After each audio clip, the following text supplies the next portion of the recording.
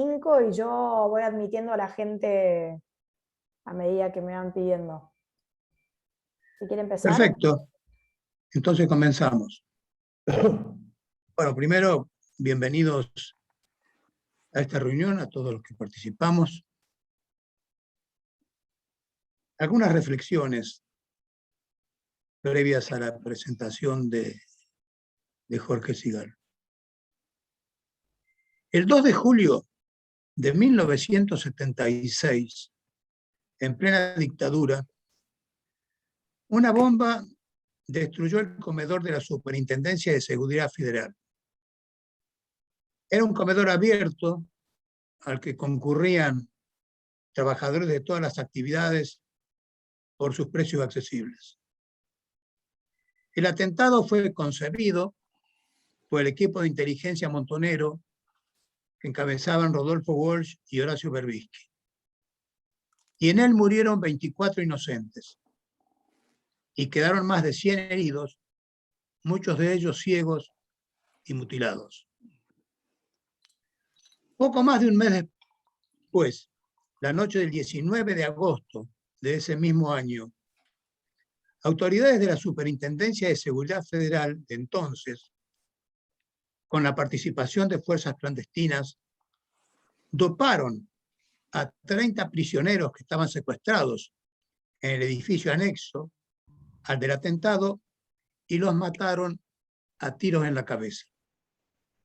Luego, los cuerpos fueron dinamitados en la madrugada del 20 de agosto en Fátima, Partido del Pilar. Entre el 2 de julio y el 20 de agosto de 1976, se mataron a 54 argentinos y quedaron más de 100 heridos, muchos de ellos ciegos y mutilados. Anteriormente, en pleno gobierno democrático, si denominamos democráticos a los gobiernos que surgen de elecciones libres, como lo fue el del general Perón y María Estela Martínez, los montoneros decidieron darle una lección a los radicales. El 15 de julio de 1974, Arturo Monroy, exministro del Interior del gobierno del general Lanusse y querido amigo del doctor Balbín, jefe del Partido Radical en ese momento, almorzaba en un modesto restaurante de San Justo sin ningún tipo de custodia. En un determinado momento, entraron dos jóvenes correctamente vestidos y sin mediar palabra alguna, vaciaron los cargadores de armas sobre el cuerpo indefenso de Monroy. Luego entraron otros dos con armas largas y lo remataron. En total, en el cuerpo de Monroy descargaron 32 balazos. Para equilibrar las cuentas, poco tiempo después, también integrantes de la banda asesinaron a sangre fría a un íntimo colaborador del presidente Perón, el dirigente sindical José Ignacio Rucci.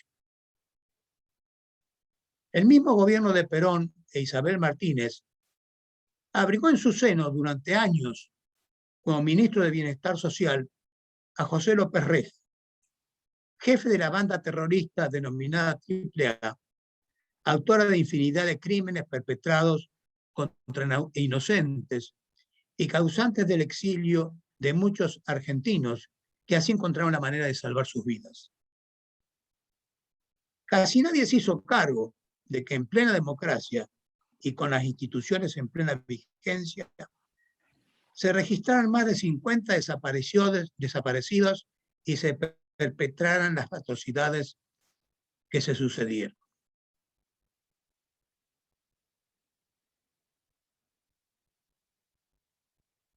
El silencio fue la norma de la responsabilidad sobre los hechos acaecidos.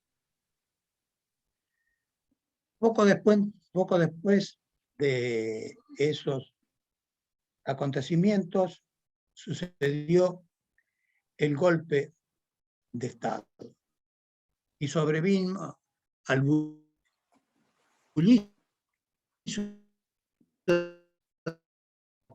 el silencio el autoritarismo. La realidad republicana de los funcionarios se la sustituyó por la acción de un grupo que, creyéndose elegido por una instancia superior, pretendía actuar sin tener que rendir cuentas a nadie. Desde un lugar ignoto e inaccesible se resolvía sobre la vida y la muerte de los argentinos.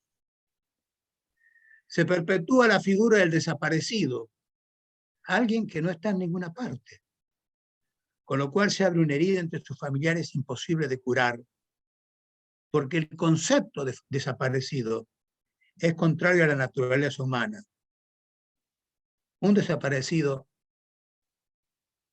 es una biografía inconclusa, una biografía que, a diferencia de toda biografía, jamás tendrá final. El dolor tampoco. Para reprimir a la guerrilla se copiaron sus métodos. Algo así como para terminar a los caníbales, nos comiéramos a los caníbales. He recordado algunos episodios como ejemplo de los que marcaron la dimensión de la tragedia que vivimos en tiempo pasado los argentinos. Pero ¿se termina la historia de nuestra tragedia con el relato de jóvenes argentinos que mataron y murieron creyendo que estaban luchando por un mundo mejor? ¿Se termina la historia de nuestra tragedia con el juzgamiento a las conducciones militares que, contradiciendo todas las reglas de nuestra legislación, abolieron las instituciones, mataron y murieron con la idea de salvar a la patria? Solamente existen estos dos grupos responsables de lo que nos pasó.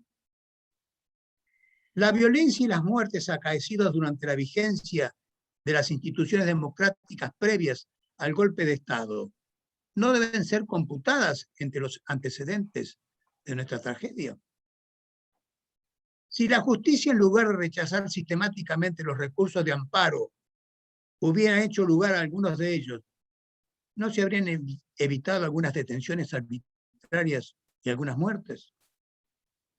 Si los políticos en tiempos del gobierno anterior al golpe de Estado se hubieran apartado de un verticalismo absurdo y destituían a tiempo a un criminal que durante años estuvo al frente de un ministerio, ¿no se podrían haber evitado tantas muertes? Y la dirigencia que miraba para otro lado, mientras partes de nuestra juventud vivaba la muerte y la elegía como una manera de hacer político, ¿no tendrá alguna responsabilidad?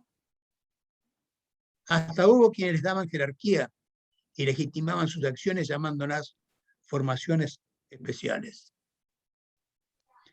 Han pasado más de 30 años de esta tragedia argentina y no hemos logrado superarla. Todavía hoy, el rencor y el deseo de revancha subsiste entre muchos sectores y, lo que es peor, hay gente que desde la política alienta el enfrentamiento, suprime para conocimiento de las nuevas generaciones una parte de lo que pasó y justifica la conducta de algunos protagonistas, imponiendo un relato incompleto, hemipléjico y omisivo por especulaciones de corto plazo. ¿No sería una contribución para superar nuestro pasado si, fieles a la historia, la contáramos completa, iluminando las conductas de todos los sectores en aquellos años trágicos? En muchas escuelas hoy se insiste en inculcar a nuestros hijos una historia mentirosa que reivindica lo injustificable y deja entender que el ejercicio de la violencia entre compatriotas puede tener visos de legitimidad. Es también una manera de absolvernos en términos individuales. Si ellos tienen toda la culpa, yo no tengo ninguna responsabilidad. Han pasado, como dije, más de 35 años desde que vivimos esta tragedia. Otros países que sufrieron situaciones tan penosas las han superado y prevaleció en el conjunto un esfuerzo superador de un pasado oprobioso. En nuestro caso, muchos de nuestros compatriotas permanecen congelados en un pasado que jamás debe volver. Subsistir en esa actitud torna muy difícil la construcción de un futuro fruto del esfuerzo del común que le debemos a nuestra descendencia. Hoy vamos a escuchar las reflexiones que alguien que tiene autoridad para hacerlo. Se trata de Jorge Sigal. Jorge Sigal es periodista, ensayista y editor. Desde el 23 de diciembre de 2015 hasta el 1 de noviembre de 2018 fue secretario de Medios Públicos de la Nación. Fue secretario de redacción de la revista Somos y Gente y jefe de la edición dominical del diario Página 12, y es miembro de la comisión directiva del Club Político Argentino. Colaborador de la sección Opinión del diario La Nación y conduce el programa Haciendo Pie por la Radio Ciudad junto a Santiago Kovaldov. Es autor de la novela El día que maté a mi padre. Le agradecemos a Jorge Sigal su presencia hoy con nosotros. Como siempre, luego de su exposición, se le podrán dirigir preguntas a través de nuestra secretaria Anastasia Orlov. Muchas gracias de nuevo, Jorge, por esta presencia y esperamos tu palabra. Bueno, buenas tardes. Muchas gracias, doctor Jaime Varena. Agradezco particularmente al director del Instituto de Filosofía Política e Historia de las Ideas Políticas de la Academia, que hayan tenido la amabilidad de invitarme a conversar un poco sobre estos temas. Agradezco también al académico Santiago Kovaldov, que estoy seguro que algo tuvo que ver en esta idea, en esta peregrina idea. Así que, bueno, lo que yo les propongo es tratar de repasar algunas cuestiones que tienen que ver más que con el pasado, por qué el pasado persiste, por qué ese pasado que tanto sufrimiento nos causó, cuando la democracia tomó algunos, digamos, recaudos de tipo jurídico y hubo algún acuerdo básico en los años 80, en el año 83 concretamente, 83, 84 y 85. Sin embargo, cuando creíamos que habíamos llegado a algún grado de acuerdo, de convivencia bajo digamos, las instituciones de la República, el pasado se nos ha vuelto a presentar hace unos años de manera muy, muy particular, ¿no? Yo para darles una idea de lo primero que hice, ya lo he dicho varias veces, pero al saber que iba a exponer ante ustedes, lo primero que hice fue volver a revisar el video del discurso, las imágenes en realidad, y el discurso del expresidente Néstor Kirchner del 24 de marzo del 2004. Porque me parece que ahí, en ese momento, comienza a tejerse una nueva situación en la Argentina. Y me gustaría detallar un poquito esto, ¿no? Es muy interesante ver esas imágenes por varias cuestiones. Primero, el expresidente le habla a un público integrado por familiares, fundamentalmente, y exmilitantes, donde se ve una parte de ese público que mira con desconfianza. No hay euforia en ese primer acto en la ESMA. El presidente de ese momento hace algunas definiciones fundamentales. La primera, las estoy sintetizando y las estoy, digamos, traduciendo. Yo fui parte. Yo fui uno de ellos, de los setentistas, digamos. Creíamos en serio en cambiar el país por uno mejor. Vengo a pedir perdón, la famosa frase, en nombre del Estado, por los 20 años de silencio de la democracia. Y somos la continuidad de una generación que fue capaz de hacerlo, es decir, de intentarlo, de luchar por un país mejor. Estos son más o menos los párrafos destacados de aquella de aquel discurso de la tarde en la ESMA. Él a la mañana había bajado el cuadro, el cuadro de Videla, en el colegio militar, y a la tarde realiza este acto con los familiares. Yo quisiera recordar la situación del país en ese momento. El presidente había asumido el año anterior con una escasísima fuerza, 22,4% de los votos. Los partidos políticos, tal como los conocimos desde la vuelta de la democracia, no existían más.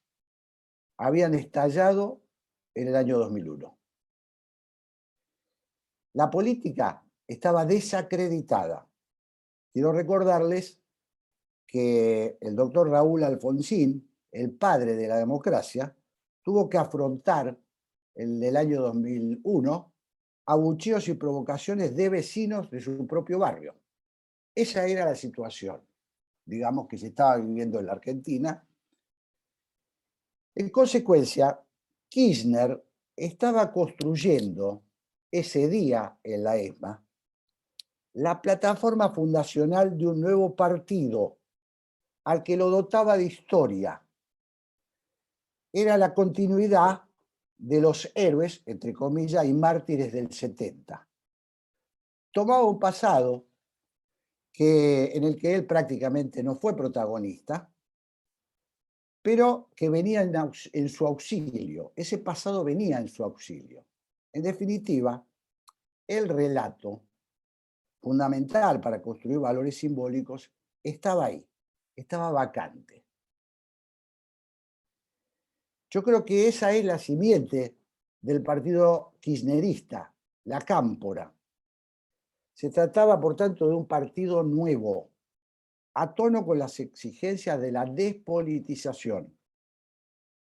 Y cabalgaba sobre la aversión que buena parte de la sociedad sentía hacia la llamada política tradicional. Kirchner sube al escenario de la ESMA acompañado solamente por su mujer y por el entonces intendente de Buenos Aires, Aníbal Ibarra. Su auténtico partido no era en ese momento el anquilosado PJ, sino una nueva forma de la política. Estoy entrecomillando, por supuesto. Que estaba enraizado en ese público que al comienzo, como les decía, aplaude tímidamente. Está dividido, en la escena se lo ve claramente, está dividido. Lo miran con mucha desconfianza. Pero luego, digamos, la dinámica de los acontecimientos fue haciendo que ese mismo público hacia el final, hacia la retirada, se fuera ganando por una enorme emotividad, por el recuerdo. El nuevo líder estaba contaminando, no estaba contaminado, perdón, entre comillas, con la vieja política. Usaba una lapicera Bic, era un hombre sencillo, se tropezaba con la gente, no tenía aparato, era puro. No voy a contar porque nos va a llevar mucho tiempo, tengo alguna anécdota personal al respecto porque yo en ese momento era director de la revista Tres Puntos, una revista pequeña, progresista, y me vino a ver quien era su secretario de prensa, y luego fue su secretario de prensa de la presidencia, Miguel Núñez, pidiéndome encarecidamente, y hubo algo más que un pedido encarecido, que le dedicáramos la tapa de la revista Tres Puntos al presidente Kirchner. Tal era el estado de orfandad. Lo estoy diciendo porque no se trataba de la revista de mayor circulación de la Argentina. Era una revista progresista y estaba bien pensada la idea. Bueno, finalmente, como no pudo arreglar con nosotros, sobre todo porque nosotros no aceptábamos notas pagas, el jefe de prensa decidió ir a la revista de Haddad. Y salió efectivamente la primera tapa importante, donde Kirchner aparece como un líder, sale en la revista de Haddad, que ahora no recuerdo el nombre. Quiero agregarle a esto, yo creo que un factor fundamental para ir entendiendo la construcción de esto que llamamos relato, que es la el protagonismo fundamental de quien, creo yo, mejor entendió lo que estaba pasando en la Argentina, y se trata nada más ni nada menos que uno de los dirigentes comunistas más perspicaces del mundo, un sobreviviente de la caída del muro como Fidel Castro. Traigo esto porque me parece muy importante también como segundo elemento. Me consta por testimonios directos que el líder cubano en ese momento intentó una gestión a través de Hugo Chávez, a quien le ordenó convencer a Eve de Bonafini de que el hombre elegido para consolidar posiciones nacionalistas en la Argentina era Néstor Kirchner. También sé que la presidenta de Madres no estaba convencida y que esa gestión no fue suficiente. Finalmente fue el propio Fidel Castro el que llamó por teléfono a Eve de Bonafini y la persuadió del apoyo total al kirchnerismo.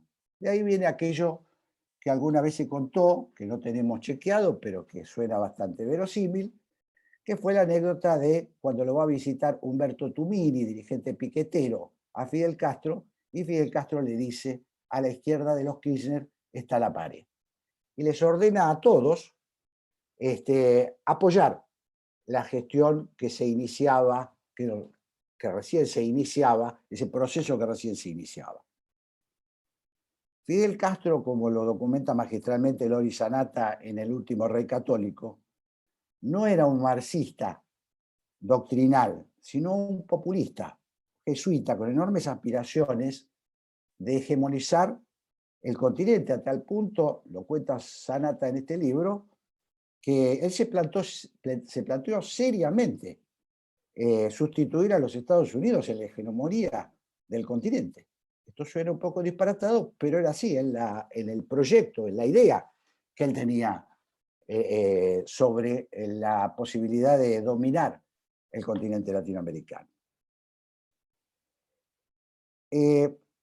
Podría contarles muchas cosas sobre esto. Tengo alguna experiencia también personal, que por ahí es simpática o interesante. Una de ellas es que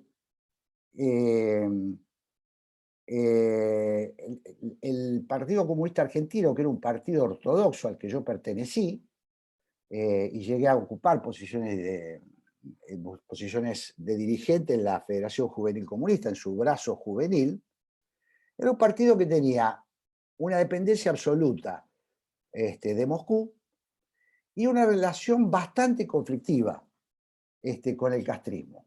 Esto responde a cuestiones estratégicas que había decidido la Unión Soviética. La Unión Soviética no propiciaba en ese momento revoluciones armadas en el continente latinoamericano porque se proponía consolidar, esto viene de la época de Stalin, consolidar el poder de los países socialistas y no dispersar las fuerzas en otros territorios.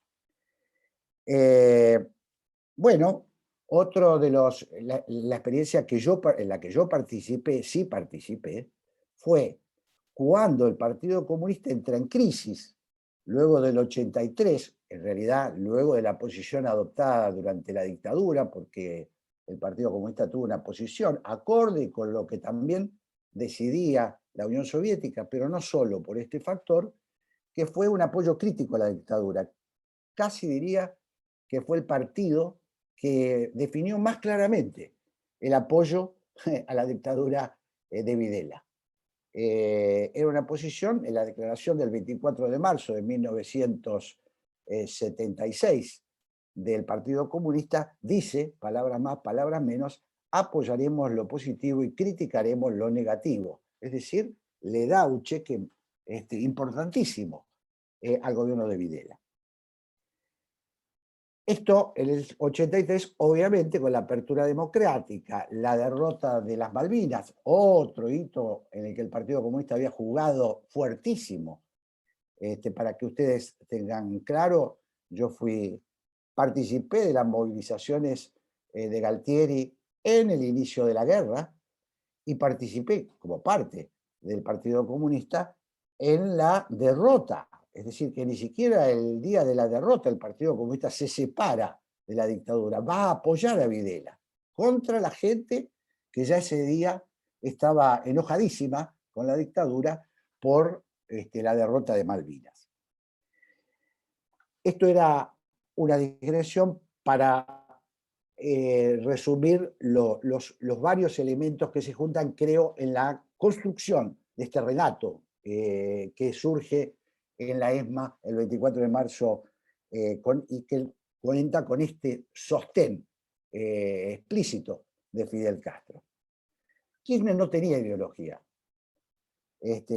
Jamás creyó en el socialismo, ni en el tercermundismo, ni mucho menos en el comunismo.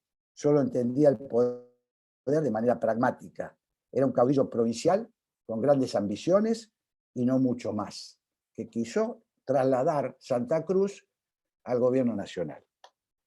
Sin embargo, aquí aparece otro datito.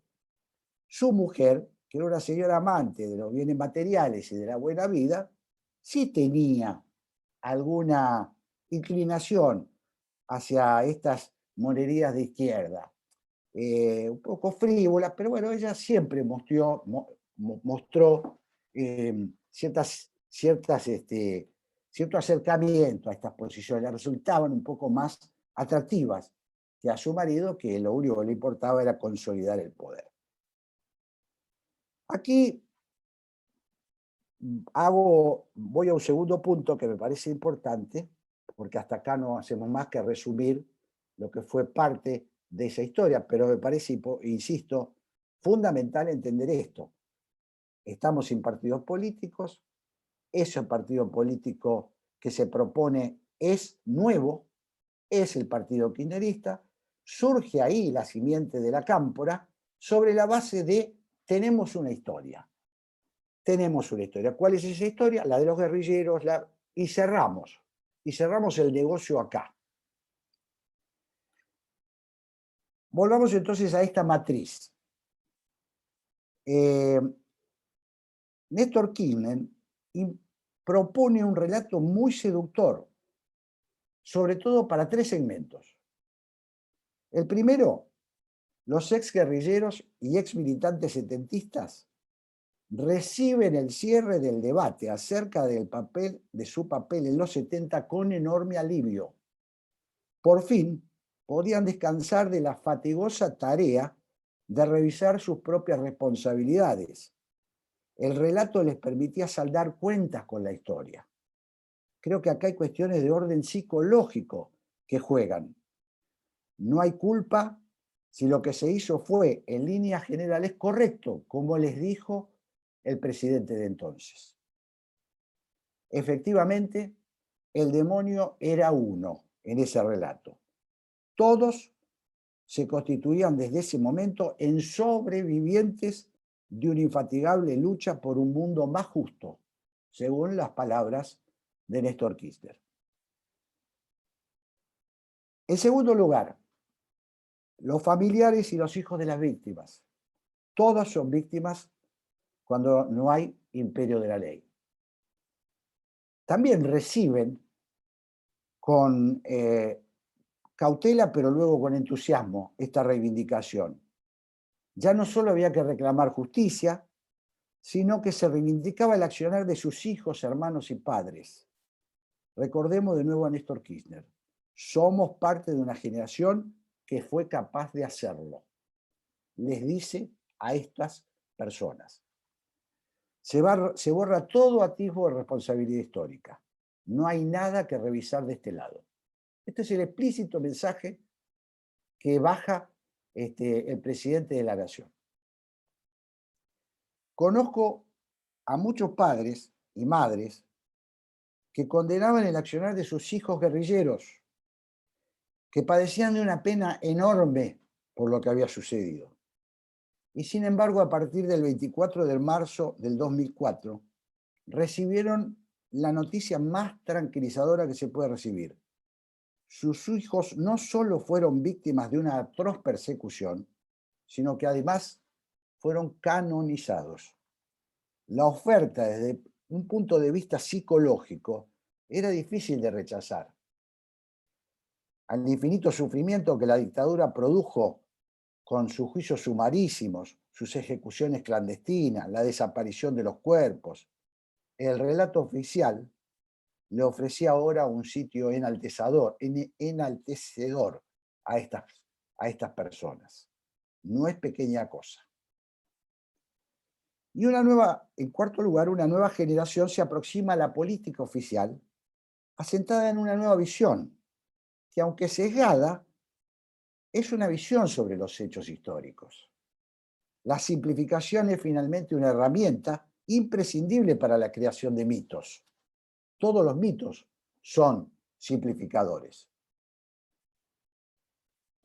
La izquierda y el llamado progresismo argentino encuentra también en esa narración un aliento que les permite recuperar cierta tradición. Somos parte de algo, venimos de algún lado, no somos parias, somos sobrevivientes. Lo que había quedado pendiente de los años 80, que para mí es muy importante, la democracia supo abrir el debate e inició un original y único camino para la verdad y la justicia. Las dos cuestiones, porque la CONADEP, que es una comisión decidida por el presidente de la Nación, Raúl Alfonsín, lo que intenta es la construcción de la verdad, digamos, tratar de poner blanco sobre negro qué había sucedido en los oscuros años de la dictadura. Luego, el juicio de las juntas y todo el proceso que se realizó complicado en medio de las presiones tremendas de las Fuerzas Armadas, que todavía tenían una cuota de poder importante, le dan a la Argentina un lugar preponderante en el camino de la lucha por la justicia. El nunca más es un precedente muy importante. Esto que hace Néstor Kirchner en el 2004 es, primero trazó un curso de interpretación de los acontecimientos. Aquí no hay muchas sutilezas, aquí no importa de la verdad histórica. Lo que hizo el kirchnerismo fue trazar una interpretación de los acontecimientos. Y luego instrumentó el andamiaje jurídico acorde a esa concepción. Es decir, los juicios continuaban solo para una de las partes. Y se cometieron muchísimas arbitrariedades en ese sentido que todavía seguimos padeciendo porque hay gente que todavía está sin juicio ni condena. Es decir, me parece muy importante porque primero estuvo el relato. Yo diría, primero estuvo el relato.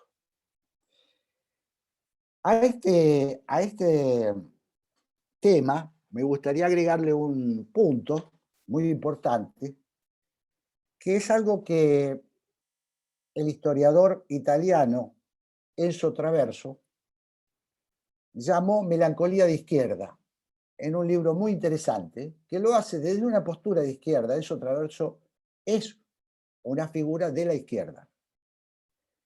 Pero él hace un estudio que yo creo que es muy importante para tener en cuenta, que dice, las utopías del siglo pasado han desaparecido y han dejado un presente cargado de memoria, pero incapaz de proyectarse en el futuro.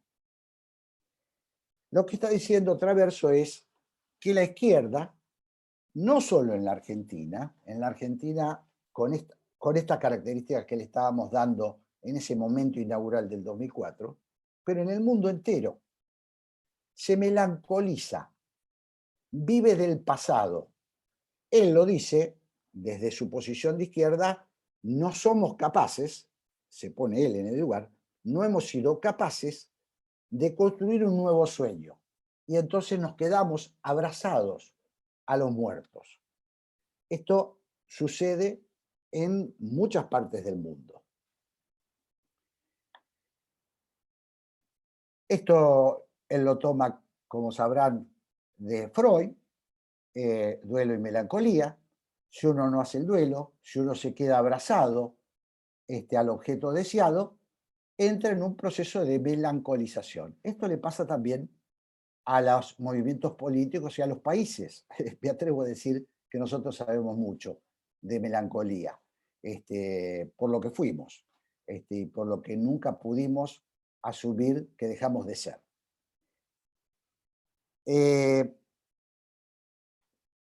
Digamos, en consonancia con lo que venimos hablando, el relato se amalgama muy bien con lo que se construye en el llamado Parque de la Memoria, en la Costanera.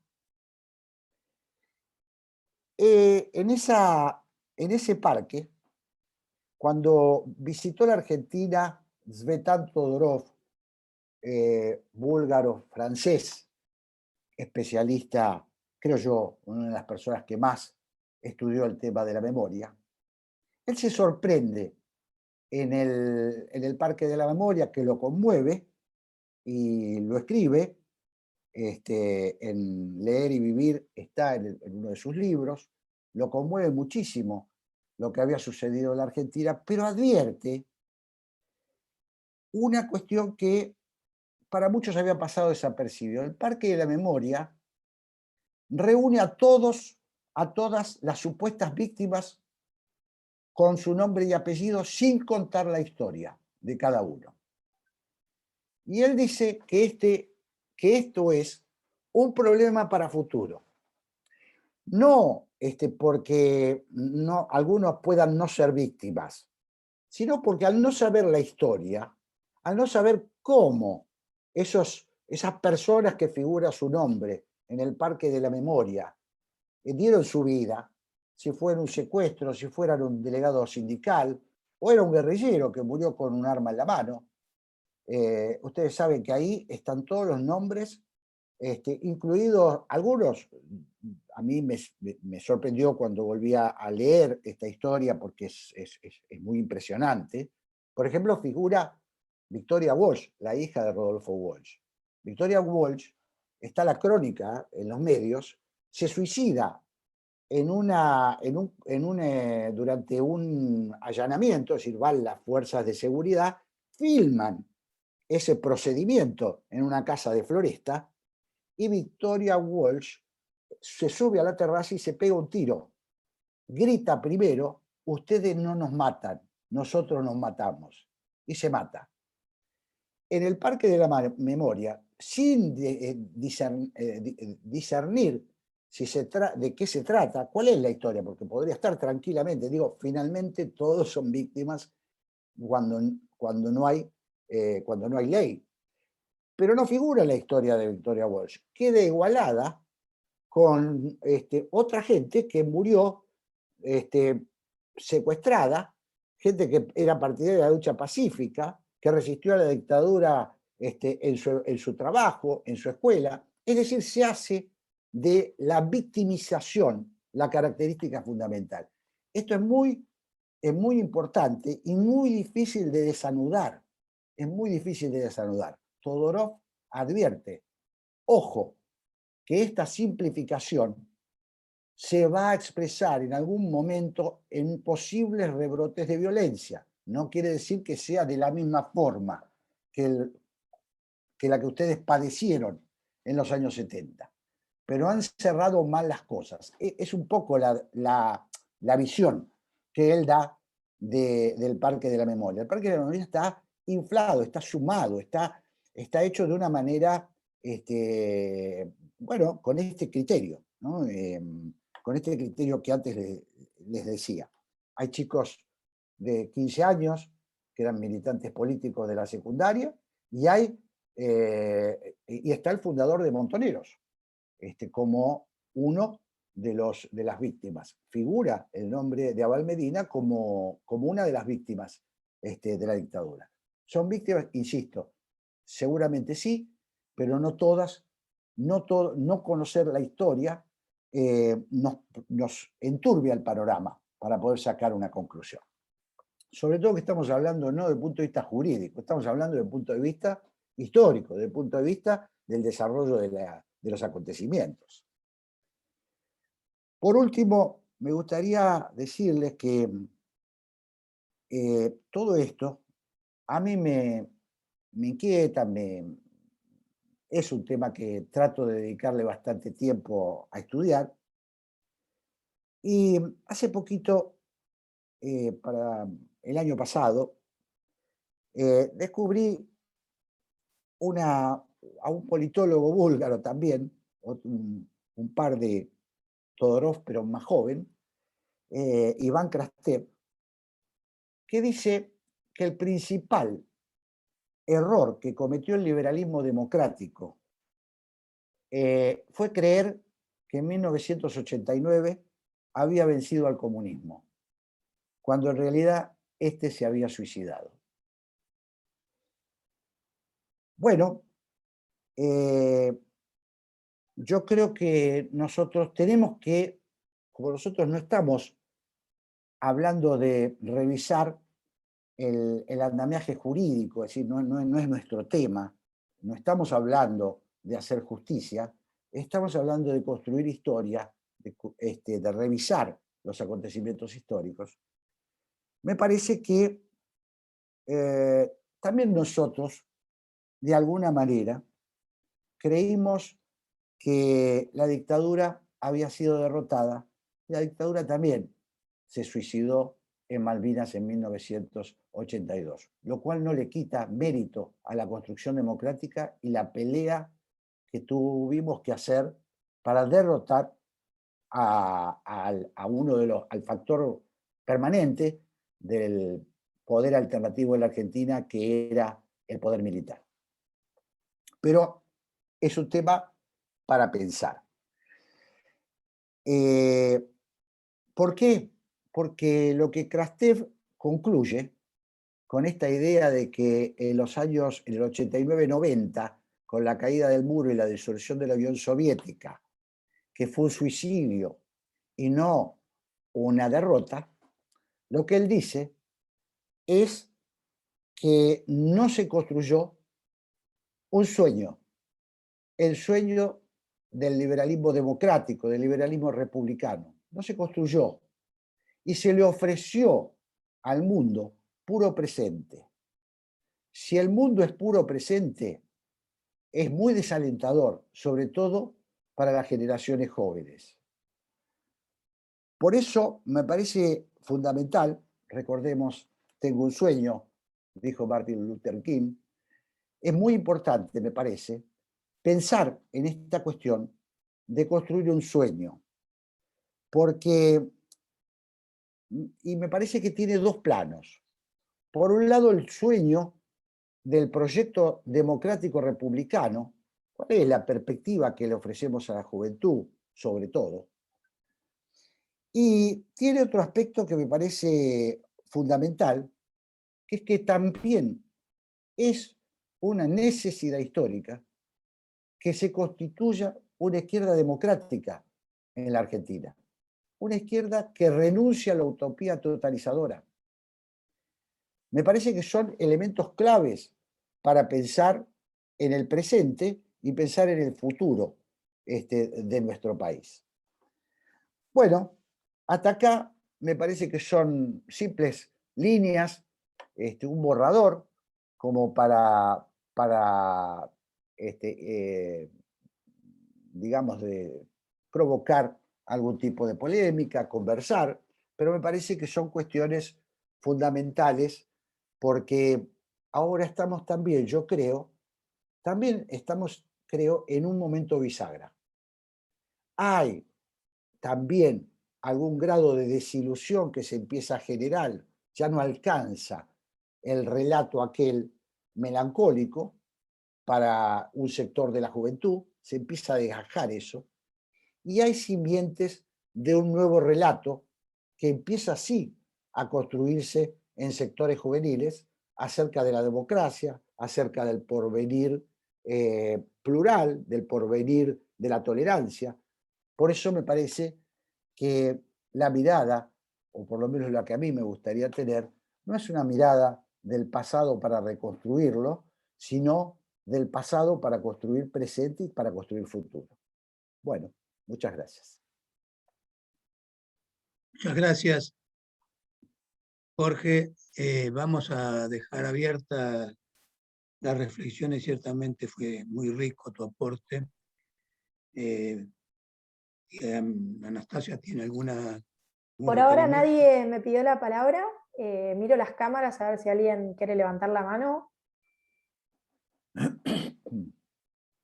Yo, mientras tanto, me atrevo a completar un poco la reflexión de Jorge, en el sentido de que está claro que por razones políticas de inmediatez se ha construido un relato mentiroso, en el sentido de que es omisivo y faltan hechos y protagonistas en este relato que está prevaleciendo.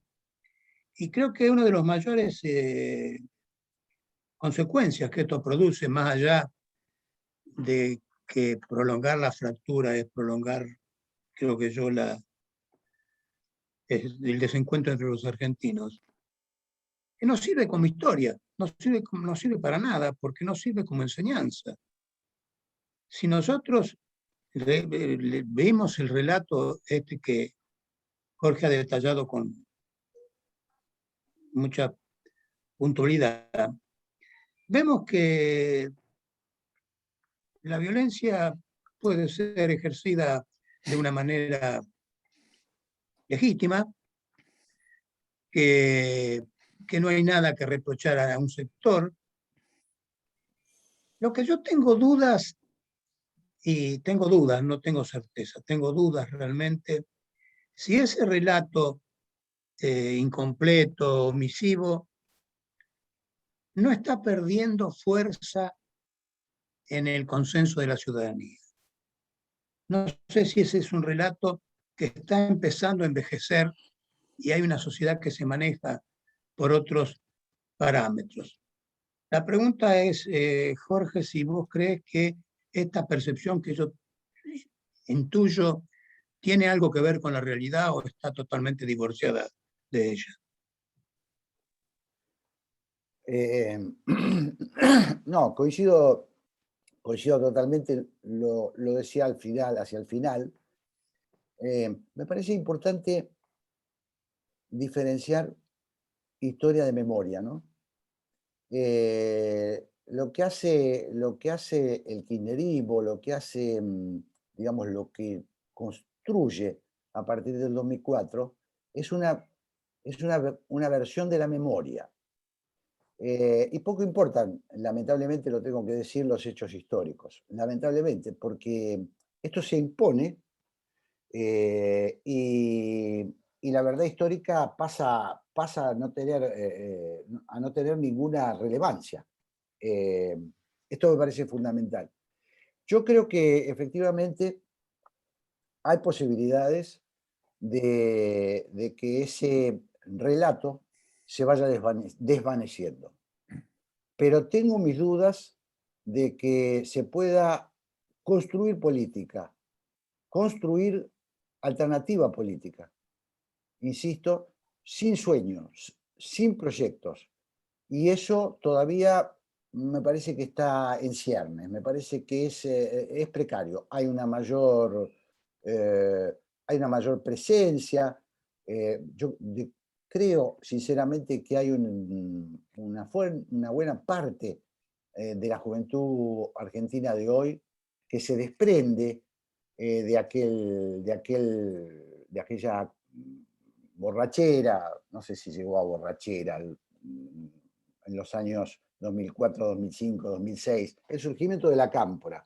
Lo que digo es que esa base que constituyó lo que yo creo que fue el partido político más importante de los últimos 10, 15 años, que fue la cámpora, va, porque digo, no vamos a contar al Partido Justicialista, insisto, lo que le dio fuerza real al kirchnerismo es esa estructura, es esa incorporación de lo que yo llamo un nuevo partido, que es la Cámpora.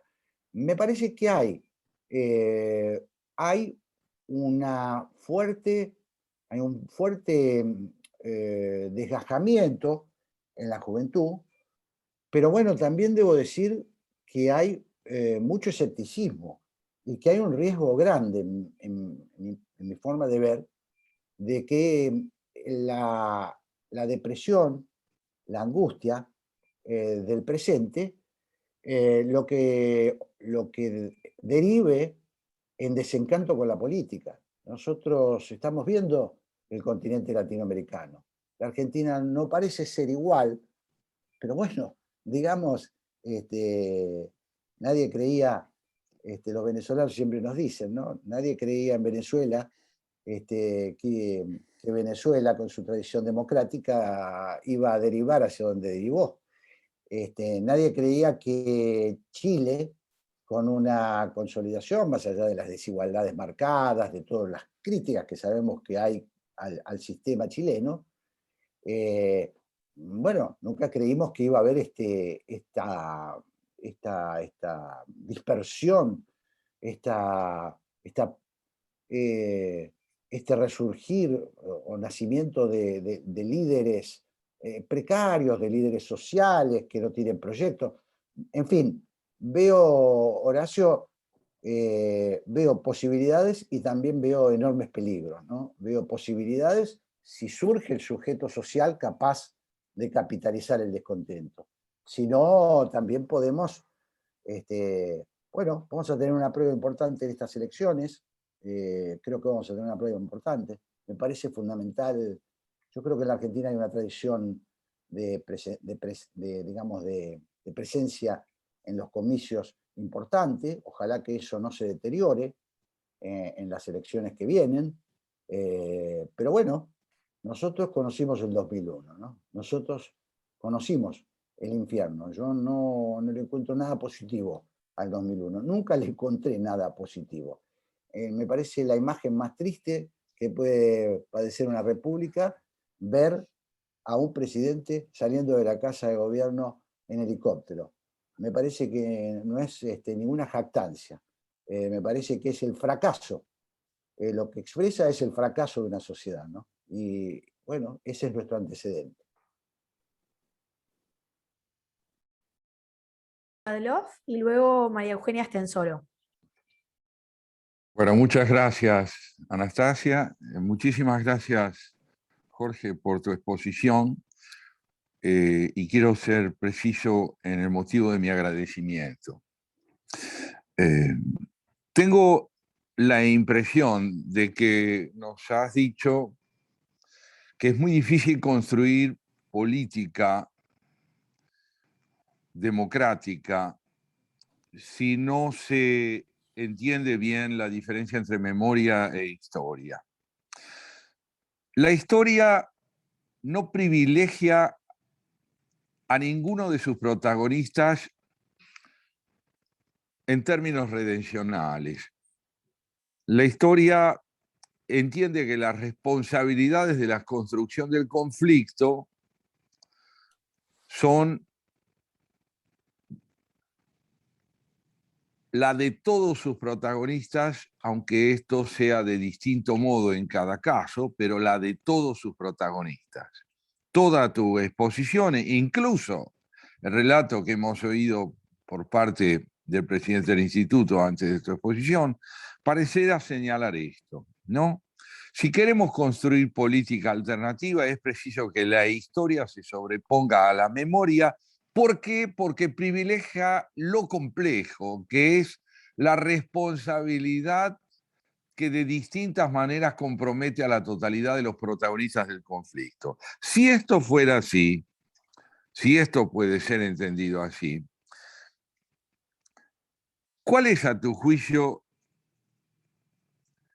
la consistencia que pueda tener el duelo propio, ya no de esa izquierda que quedó melancolizada en los términos en que lo recordabas, sino la de las fuerzas que integrarían hoy la alternativa política en favor de una república, porque la impresión es que el duelo debería también ser llevado a cabo por quienes, representando los ideales republicanos, ¿acaso no hayan dejado aún de privilegiar la memoria por sobre la historia?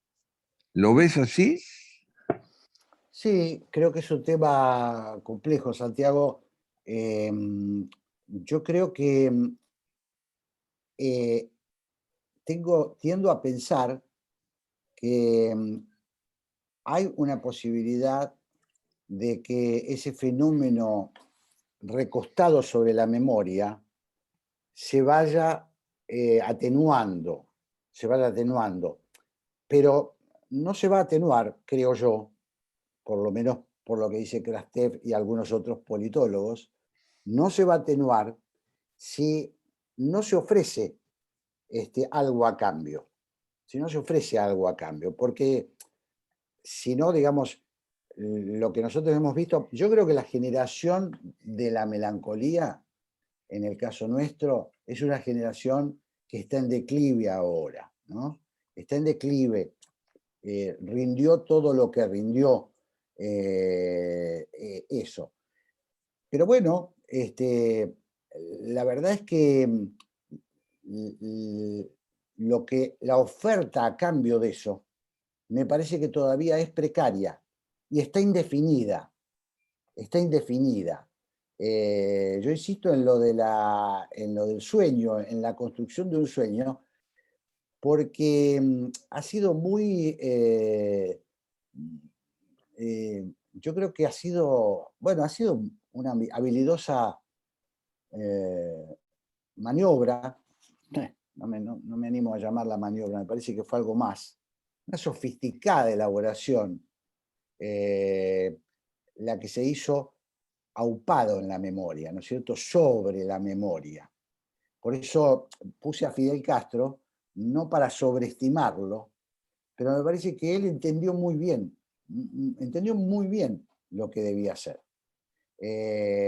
Y trabajó delicadamente para armar cada una de esas piecitas, con trazos gruesos.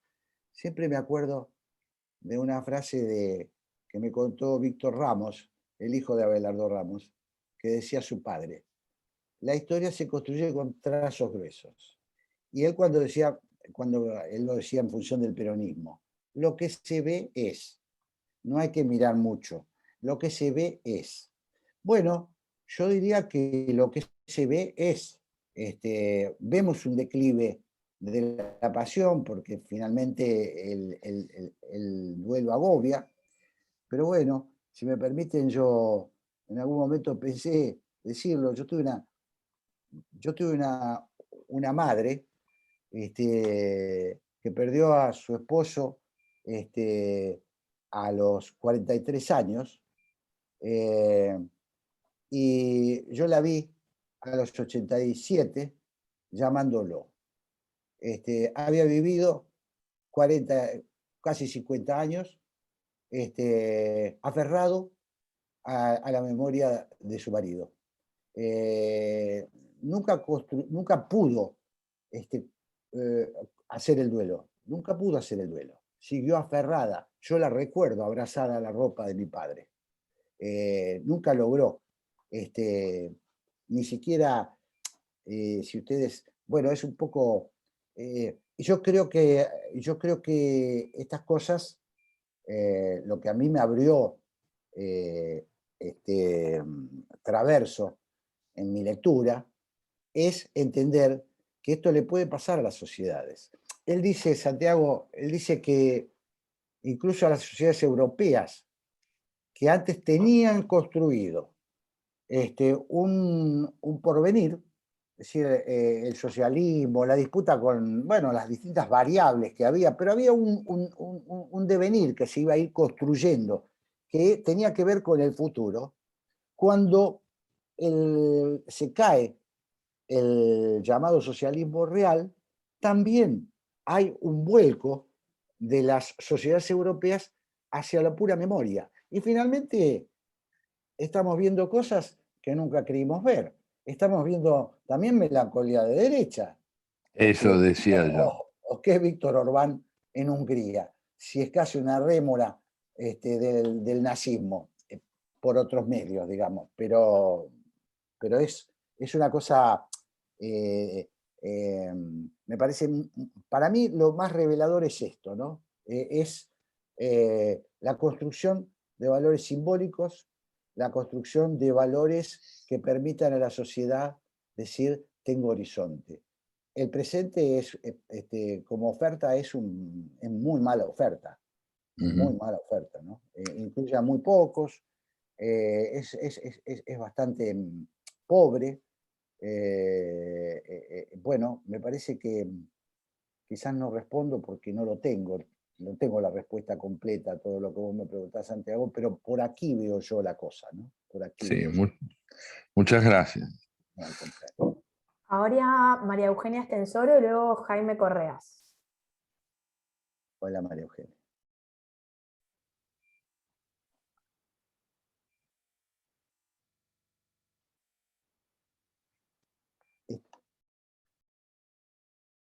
Muchas que reactivar gracias, su audio. Jorge, Hola. y por la profundidad de tu reflexión. Y después, la verdad, lo que hablaban recién de esta necesidad de construir un sueño que esté anclado en la libertad y los derechos humanos y la república y todos los ideales de liberalismo político y económico, es fundamental porque hay una melancolía en todo el mundo, ¿no? Pero eso es una tarea, bueno, me pareció súper interesante esto. Lo que sí quería volver a tu exposición y decir cómo salimos de esta falsificación de la historia argentina, que ha sido tan fuerte, y yo no estoy tan segura, puede ser que haya menos entusiasmo con la militancia de la Cámpora, pero para los más jóvenes que no vivieron los 70, solo conocen esa historia, y en los libros de texto de las escuelas se enseña eso. Entonces, ¿cómo, no, ya que estamos en la Academia de Historia, cómo se hace para contar la historia total, ¿no? Toda la historia? Y no desde una victimización, sino desde una responsabilidad como sociedad. Me parece que por eso es muy importante lo que estás haciendo, y aunque uno crea bueno, que es como una especie de gota de agua en el mar y que no tiene, ¿no?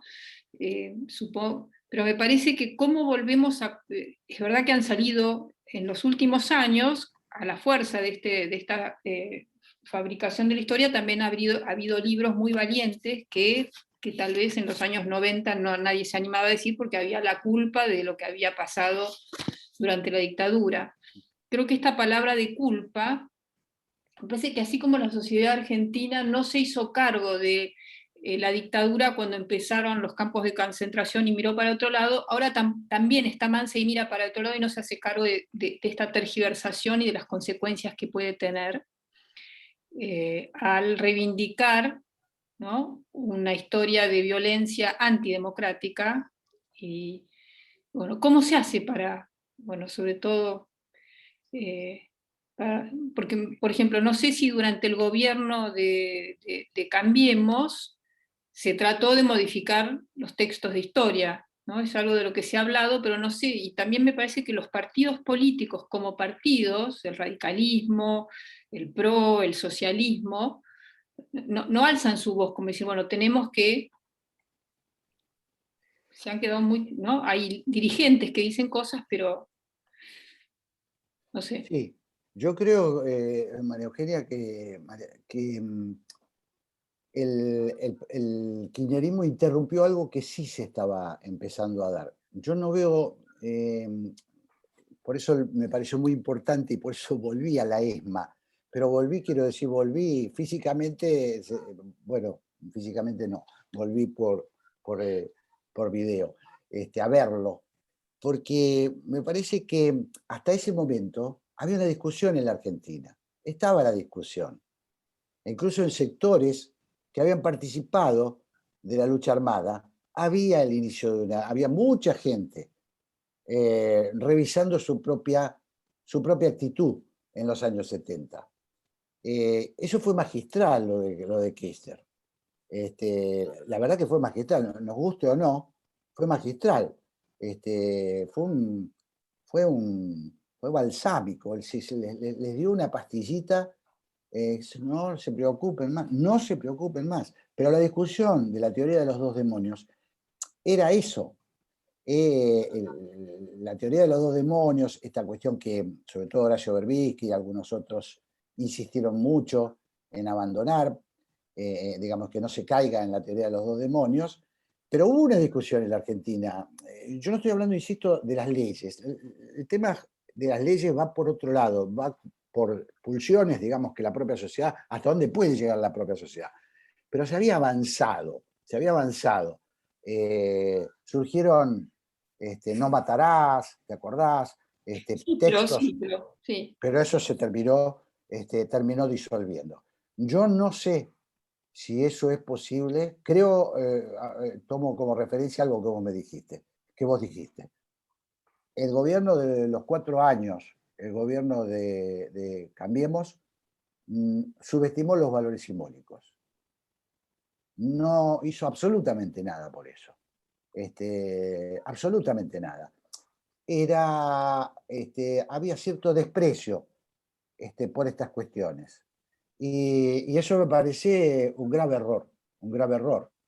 Está asociado con el concepto de política, de alguna manera, que había en algún sector predominante del gobierno, ¿no? Que concebía la política como un hacer. Esto, puro presente. Esto que Krastev dice, nosotros éramos yo me incluyo porque fui funcionario de ese gobierno, ¿no? Éramos puro presente. Y bueno, y le dejamos el relato, se lo dejamos a ellos. Siguió con la misma persistencia. Apenas pudimos tocar un poquito en los medios, apenas, conviviendo con el relato, porque haciendo, digamos, nos hicieron algunas concesiones, nos entregaron un poquito de los medios públicos para que hagamos nuestro trabajo, pero ellos seguían, porque están muy metido en algunas conciencias esta versión sesgada. Es la educación, lo de la educación es dramático, lo que se enseña. Bueno, insisto, yo creo que eso, las fuerzas del cambio tienen que proponerse modificarlo, tienen que dar una batalla, son términos viejísimos de mis tiempos, dar una batalla ideológica. Hay una discusión ideológica, sí. Es imposible vencer eso ofreciendo, digamos, el reino de la tecnología o el reino de las encuestas, ¿no? Me parece que ahí hay un error conceptual, hay un desprecio por las ideas, un desprecio por las ideas. Insisto, yo no tengo, no lo tenemos, nosotros seguramente no tenemos pero sí creo que tenemos la convicción de que no podemos dejar armado el rompecabezas que nos dejó el kirchnerismo sobre la memoria. No lo podemos dejar así. No. Y tenemos mucha gente, empezando por nuestra decana Graciela, siguiendo por Norma Morandini. Tenemos gente del riñón que ha sufrido, que ha padecido. No hemos sabido. ¿Qué lugar le dimos nosotros a Norma Morandini, que perdió 2 hermanos combatiendo como montoneros y tiene una posición? ¿Qué lugar en esos 4 años tuvo Norma? Un poquito. No, también yo creo que hay temor de meterse con estos temas, ¿no? Bueno, claro. Hay que tener coraje para, desde lo ideológico, que no te corran por izquierda y contar, ¿no? Que me parece que es la parte que viene, y con esa altura conceptual, simbólica, pero bueno. Mirá, yo después también, perdón, creo que otro otro tema que tal vez no se... es el indulto. El indulto fue el comienzo del fin, ¿no? Que empezó a borrar esta idea de... porque Alfonsín había juzgado a las cúpulas guerrilleras, ¿no? Por supuesto, por supuesto. Entonces, ahí, sí. Y el Sí, peronismo, porque el kirchnerismo es una versión del peronismo, borró todo, que nunca quiso la CONADEP. Entonces ahí hay esa discusión, hay que darla con sí, toda sí. la fuerza, ¿no? De la Yo legitimidad. cuando estaba en la Secretaría de Medios Públicos, tuve la peregrina idea, porque es un tema que me preocupa muchísimo, de tratar de tener una iniciativa que la promoví a través de hijos de desaparecidos en acuerdo con hijos de militares detenidos. Sabemos que hay un contacto, un punto de contacto, y es un punto Sí. de contacto superador, emocional. A mí me emocionaba muchísimo ver al hijo de un detenido hace 20 años, o no sé cuánto llevan, tratando de acordar con la víctima, con una de las víctimas de la represión. Bueno, todo eso hay que tejerlo, hay que volver a tejerlo. Eso se había empezado a tejer. Hay que volver a tejerlo. Hay un Hay libro buenísimo de hijos de de los, las de los chicas. 70, ese que Claro, es fabuloso, y sí, bueno, claro, claro. De ahí surgió. No es que tuve muy original, sino que traté de pero sí, copiar el libro ese de Astrid. son temas que sí, los dirigentes políticos de la oposición tienen que tomar, ¿no? No dejar los derechos humanos como si fuera algo solamente de los grupos Así es. familiares desaparecidos. Bueno, disculpen que no quiero acaparar. Jaime Correas había pedido la palabra. Sí, sí, buenas tardes. Bueno, hola Jorge, quería Hola, hacer ¿cómo una estás? pregunta, pero brevemente quería decir un par de cosas. El doctor Jaunarena al principio, yo lo tomé un poquito empezado, pero habló de 45 desaparecidos previo al 24 de marzo. Marcelo Larraqui ha documentado que son más de 1000, con lo cual muestra que ya había una política de desaparición de personas masiva, no de hechos aislados. Lo plantea por primera vez en el prólogo de su libro López Rega y después lo ha documentado más en libros posteriores sobre la violencia política. Lo que yo quiero preguntar está totalmente en sintonía con lo que acaba de plantear María Eugenia y lo que planteó antes Santiago. El escritor español Javier Cercas, que habla del tema de la historia y la memoria, dice que la memoria es algo individual y la historia es algo colectivo. El kirchnerismo ha tenido evidentemente mucho éxito en una operación ideológica de instalar como historia la memoria. Es decir, ha hecho que el país viva hoy. Yo he sido ministro de Educación de mi provincia y viví esa dificultad que planteaba María Eugenia de los libros de texto, etcétera, porque la universidad, el CONICET, los institutos de formación docente viven en el medio de ese relato histórico armado con memoria. La pregunta, y después me gustaría recordar una película muy significativa, que es la película de John Ford, El hombre que mató al Liberty Balance, o Un disparo en la noche, que si ustedes recuerdan, hay un momento donde alguien dice, en el lejano oeste, entre la realidad y la leyenda, siempre elegimos la leyenda. Y le prohíbe al periodista de un diario contar cuál había sido la realidad, porque en definitiva la historia de ese condado se había fundado sobre una leyenda, y era imposible, le dice, aunque usted venga ahora y cuente la realidad, no va a tener cómo. Vos, Jorge, has hablado repetidamente sobre la creación de un sueño.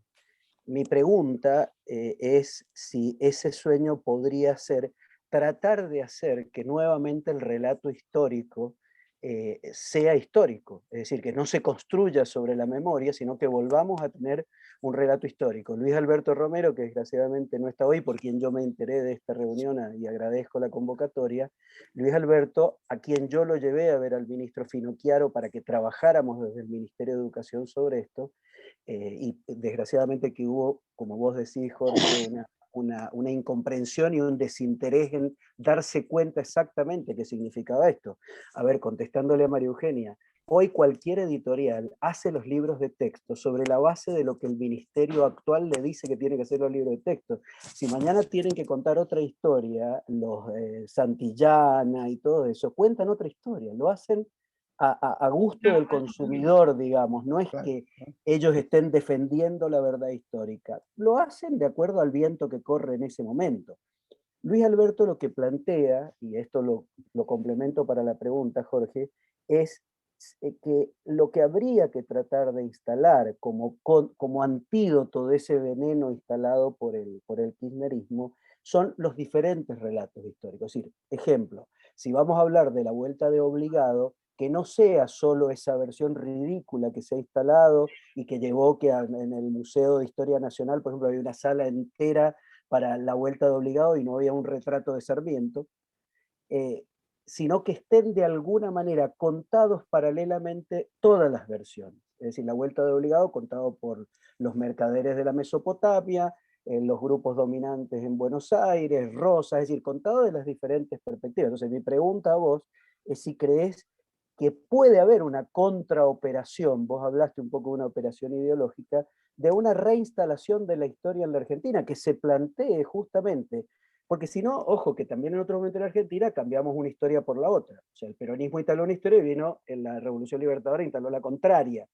El planteo de Luis Alberto es, de alguna manera, a través de historiadores profesionales, instalar todos los relatos, o sea, que convivan los diferentes relatos para que la historia, de alguna manera, sea una síntesis y no la historia de un grupo o de otro. Entonces, mi pregunta es si vos crees que esto se puede, en un futuro gobierno que no sea kirchnerista, se puede hacer sistemáticamente y con la instalación incluso en el sistema educativo, como planteaba María Eugenia.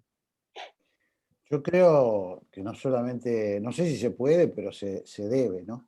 Es una cosa, escuchaba tu relato y digo, qué horror lo que nosotros padecemos como concepto de educación, de formación, que es la negación del pensamiento. Y esto que hacemos es la negación del pensamiento.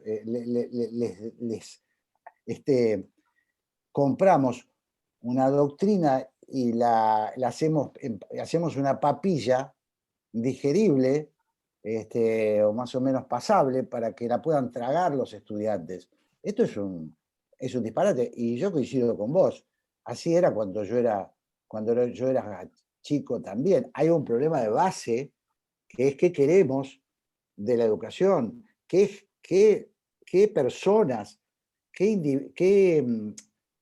personas sí queremos construir, queremos personas libres, capaces de pensar, capaces de evaluar, capaces de sopesar por su propia cuenta los acontecimientos. Bueno, esto está hoy, yo creo que está absolutamente vedado, ¿no?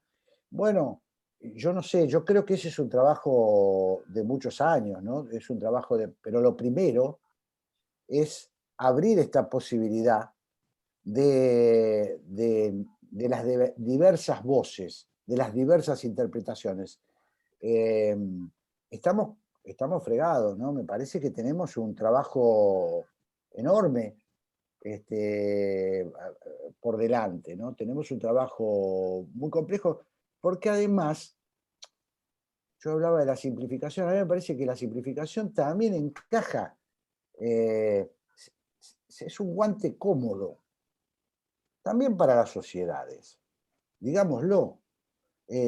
Lo complejo, digamos, lo complejo complica, lo complejo complica. Entonces, si vos me das un guante y me calza perfecto, bueno, esa es, me parece, la pelea de los hombres inteligentes. Evitar que eso suceda, evitar que eso sea, se convierta en una, bueno, en una posición ante la vida, diría yo, ¿no? Yo creo que es un tema muy complicado.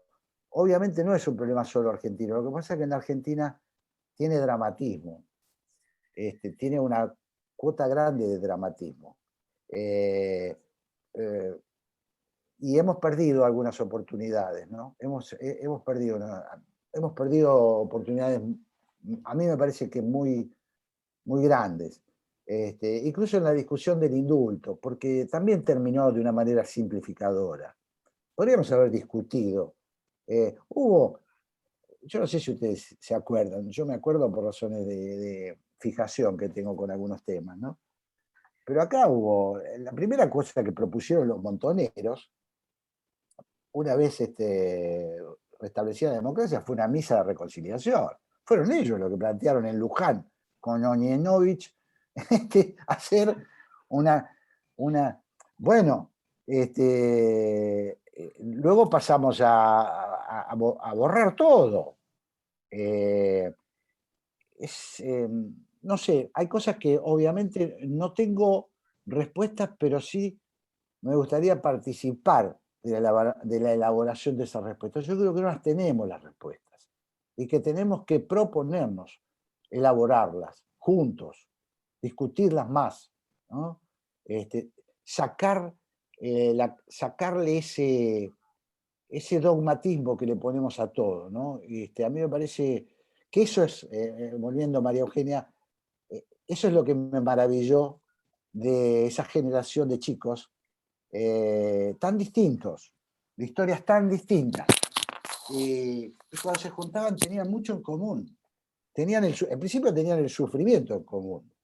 Y no tenían la responsabilidad. No tenían la responsabilidad de sus padres. Ni el que presuntamente mató y secuestró y estaba preso, ni el que murió en combate, le traslada la responsabilidad a sus herederos. No se hereda eso. Entonces ahí hay una posibilidad. Pero claro, si negamos que la guerrilla mataba inocentes, o negamos por el otro lado que hubo secuestros y asesinatos, bueno, estamos en un callejón sin salida, ¿no?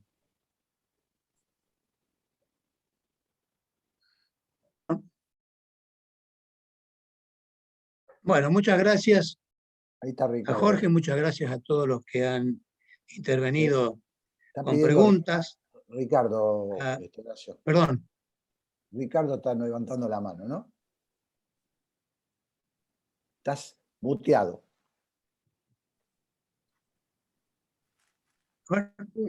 Gracias.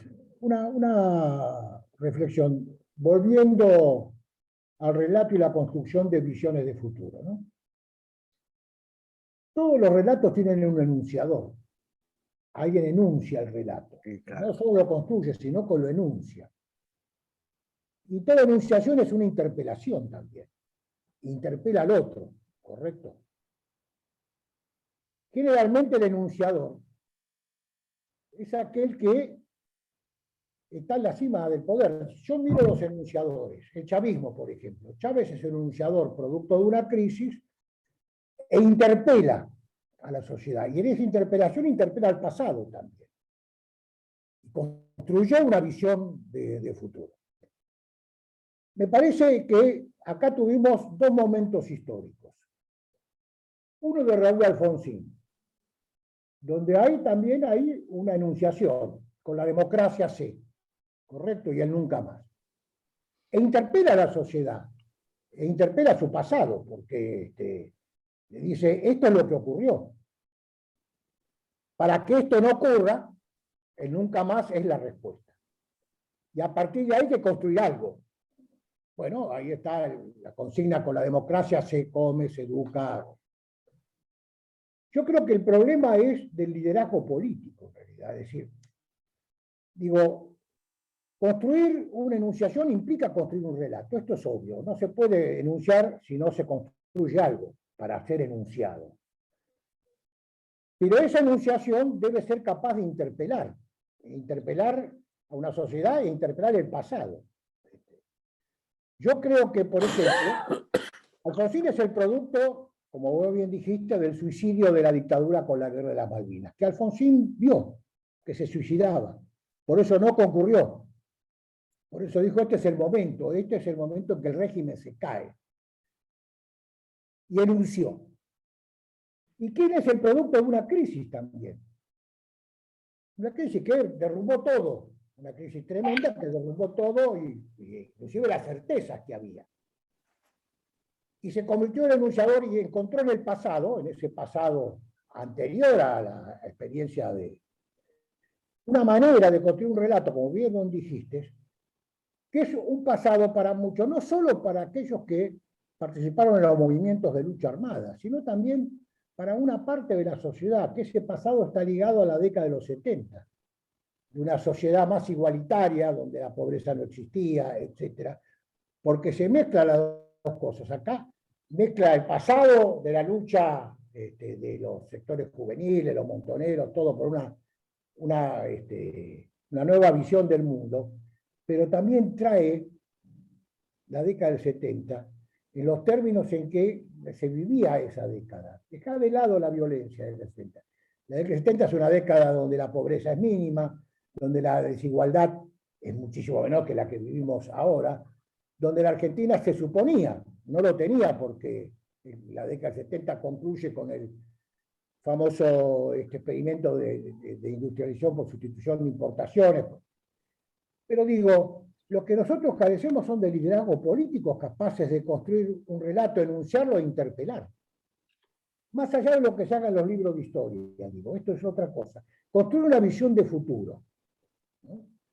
Eso solo se hace a través de un liderazgo político, convencido de que es posible construir un futuro, y ese futuro lo vierte en un relato, lo enuncia e interpela y pone en duda muchas veces las certezas que tiene la sociedad. Y me parece que esa es la carencia que tenemos hoy. Gracias. Totalmente de acuerdo. Muy bien.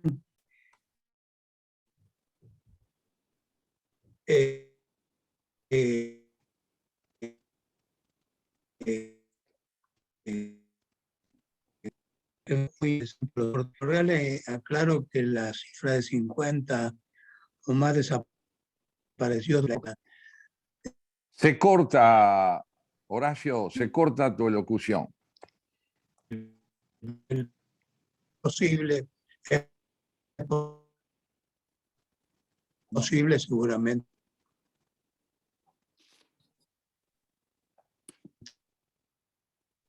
que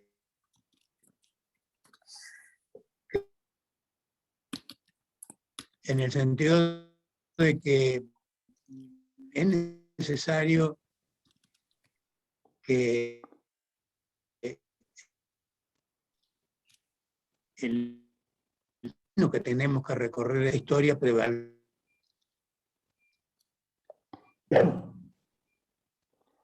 ¿No le podés avisar, Anastasia? Ahora se ha reconectado. No, Sí, simplemente decía que por favor, creo recapitula. que es imprescindible. Sí, y yo decía que tomo la inquietud de Jaime Correa y de Mercedes Estenssoro en el sentido de la necesidad. Horacio, si sacaste la imagen, te podemos que nos están queriendo instalar. Y que, si sacás la imagen, puedo hacer ahora. vamos a escuchar la voz bien. Ahora, ¿me escuchás ahora o no? Sí. Ahora te escuchamos, pero si se corta, ¿sí? elimina la imagen. Ahora sí. Bueno, vamos a intentarlo de nuevo. Decía que de que tu aporte, María Eugenia, y el de Jaime Correa, y en definitiva, todos coincidimos en la necesidad de que la historia que no se está escribiendo prevalezca sobre la memoria que se está intentando imponer. Yo creo que tenemos que asumirlo. No sé si es posible, pero sí es necesario que lo hagamos. Y bueno, y tenemos que seguir en este esfuerzo. Esta reunión es parte de todo esto que es un camino que tenemos que recorrer. Me quedo con la decisión de Jorge, me quedo con su manera de revisar su pasado y asumir su presente.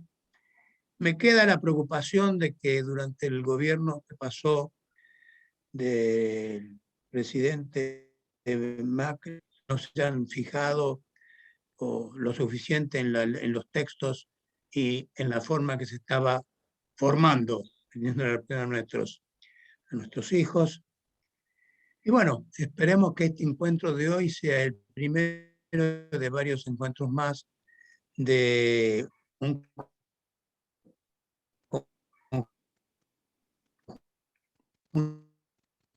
punto de mi historia.